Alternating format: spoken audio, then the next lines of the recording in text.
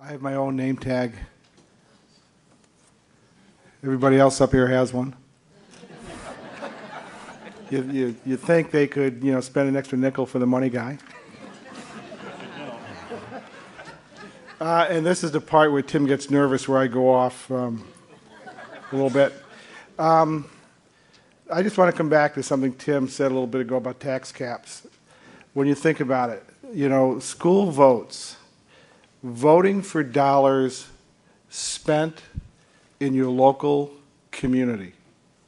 How dare they? I mean, if I'm going to worry about taxes that go into the abyss of Albany or into Washington, that's fine. But if I'm going to be overtaxed, let it be in my own local community.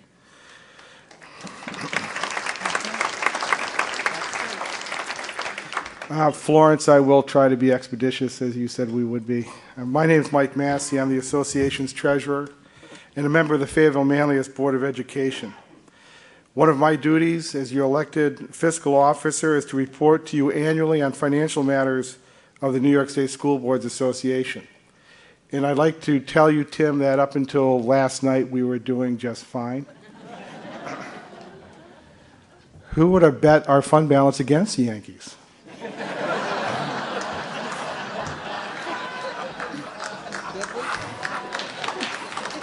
Tim had actually recommended Ohio State, but you're going to see some numbers today, but there's only a few key points that you really need to recall. Now, your association's financial house continues to be in good order. We pay attention. We continue to work hard to protect our financial position. It is critical we maintain our financial strength in order to meet the needs of you, our members. And your association is not immune from hard times. As you struggle to balance your budgets in these difficult times, we know we must work hard, demonstrating the value of NYSSBA membership. We never forget that it's because of school boards and your membership that this organization exists. We carefully target our financial resources so we can stay relevant, vibrant, and looking ahead.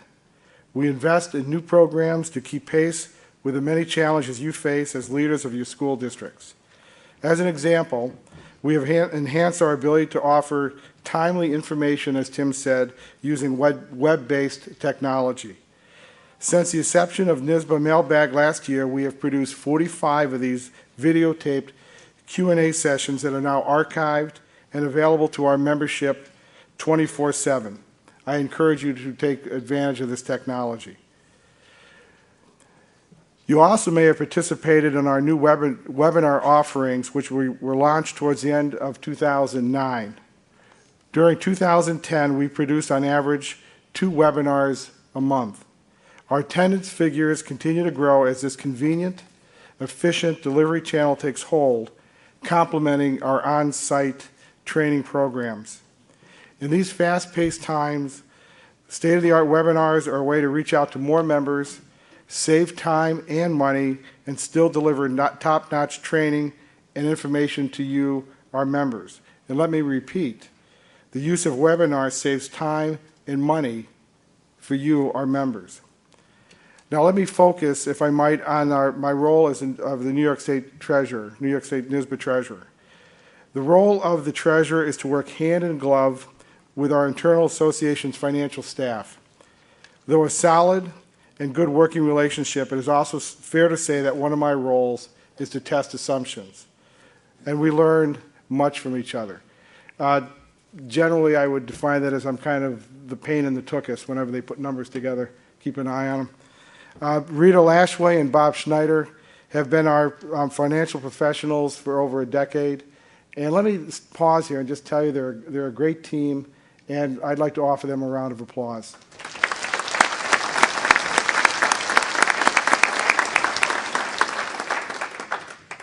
As your treasurer, I also chair the association's investment committee.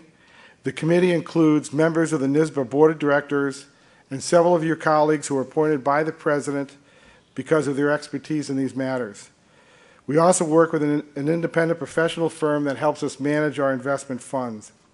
We are very conservative in the way we invest our portfolio. We maintain two separate buckets of money, one that is short-term for operations and one that is long-term for long-term growth.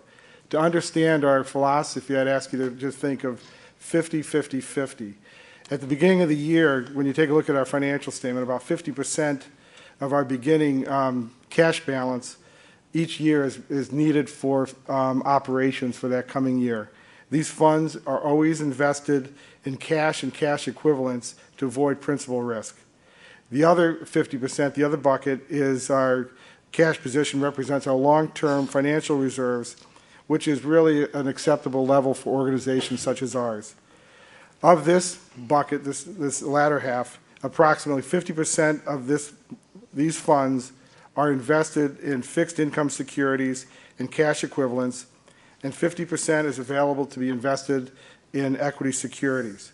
During 2010, we've experienced growth in our long-term portfolio to date, though a bit of a bumpy ride. Over the last 12 months, the long-term portfolio has yielded a positive return of 6.4%.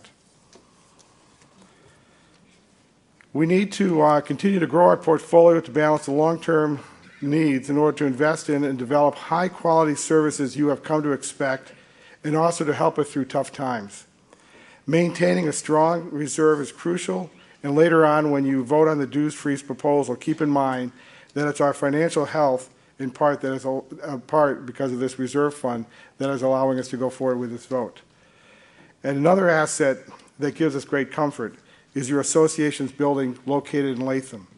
Though our cash flow was strained in the early years of the ownership of this building, the debt on this building will be retired in 2016. Once this debt is retired, and assuming nominal capital needs going forward, this will free up approximately $500,000 a year that can be used to build our financial strength and take pressure off of dues. The decision to move to Latham, which was made well before my time on the board, has proven to be a wise one. A couple of our board members who were on the board, if you could stand and be noted, if you're on the board when we moved to Latham. Well done. It was not easy. It was visionary, and it's turned out to be a great move.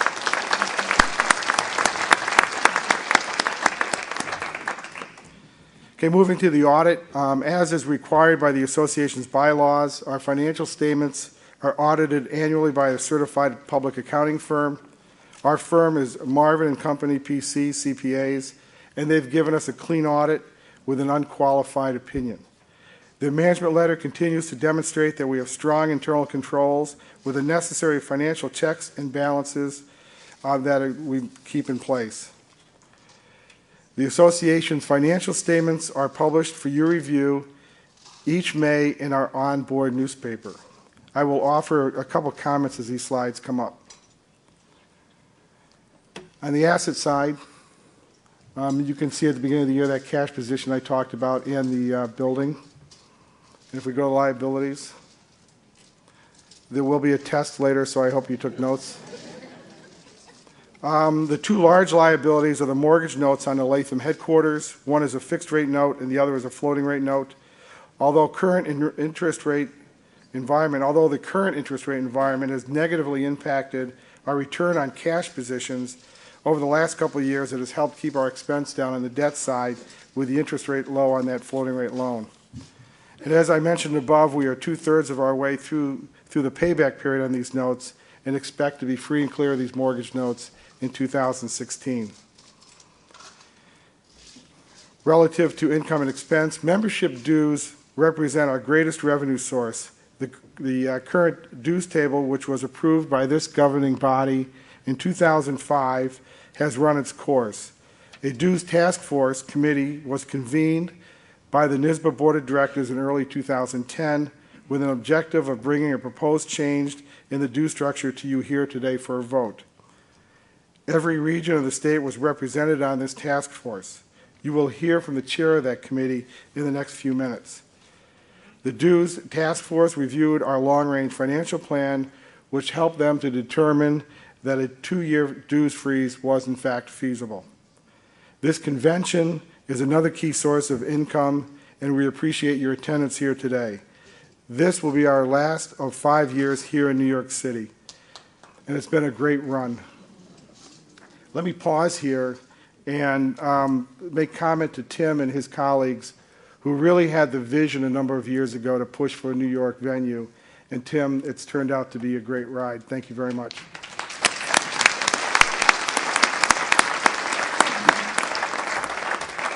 Next year, we'll begin our swing back upstate, Buffalo 2011, then Rochester for 2012 and 2013.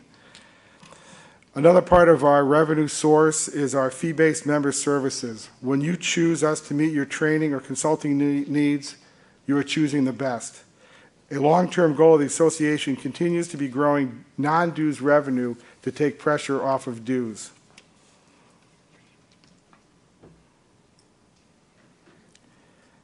If you take a look at this slide, it just gives you a breakdown on our revenues and expenses. And then we'll go into the budget. This slide represents our forecasted performance against budget this year. We are pleased with our progress. Once again, our bottom line net will beat our budgeted figure. And I thank again Rita and Tim and Bob for that. I work closely with our staff to make sure we continue to live within our means. Every year, we try to cover any growth in expenditures and keep it underneath our growth in revenues. In summary, your association is in good financial condition, yet we remain cautious. These are difficult times, and we know we must continue to actively manage our finances prudently. NYSSBA exists to serve you during these challenging times. Our financial strength assures that we're here over the long haul to meet your needs. Thank you for allowing me the honor to serve as your treasurer of the New York State School Boards Association. The next major activity for us will be the completion of the 2011 budget. I would simply say our budgeting process is based on determining how we can achieve our significant goals by using our available financial resources carefully and efficiently. We get it. We understand NYSSBA exists because of you and for you, the school boards and BOCES of New York, to deliver value to you. Thank you very much.